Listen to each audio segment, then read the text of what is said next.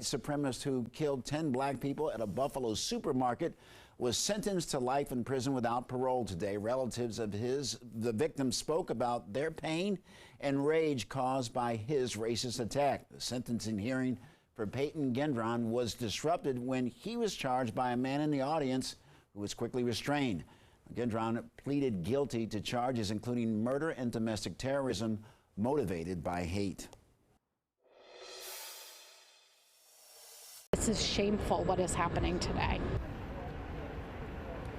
A homeless encampment cleared out 2 months ahead of schedule, despite local officials urging the National Park Service to delay it.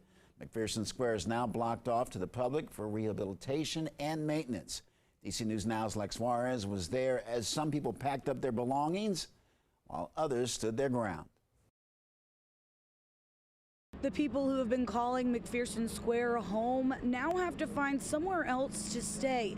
The people against the clearing and some who have lived here for years say it's a violation of human rights. For the most part, most of the people are packing up and or moved out already.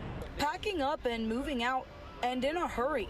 The encampment clearing was moved up 2 months, originally scheduled for April of this year. I was preparing to leave by April anyway, because I was trying to get back to Lafayette Square Park. But the rights here being violated are more important. Daniel Kingery has lived in the park for almost 3 years. Before that, he stayed in Lafayette Square for 2 years. He says he's not leaving voluntarily and is prepared to be arrested by park police, who he compares to bullies on a school playground. Several of them will tackle me to the ground if they do as usual. Put handcuffs on me or wrestle me around to get handcuffs on me and that sort of stuff and carry me out of the park.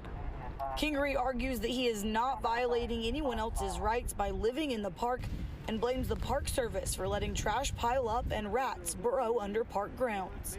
Like most of the others who are living at McPherson Square, he says he'll find another park to live in when it's all said and done. Like most of the other encampment closures, the population will scatter. And advocacy groups say the scattering will set back the work social services has been trying to provide. There are service providers, case managers who have developed relationships with people here in the park. And if folks are forced to move, they may move to an area where their case manager cannot find them.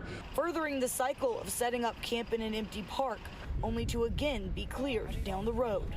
If the clearing schedule would not have been moved, the Alliance to End Homelessness argues the cycle would have been disrupted. I've seen this in other communities around the country when local governments follow through on their promise to provide housing, that every single person in the encampment ultimately does get moved in. Well, the park will now be closed for a few months while Park Service works to replant grass and handle the rat infestation. In Washington, Lex Juarez, DC News Now.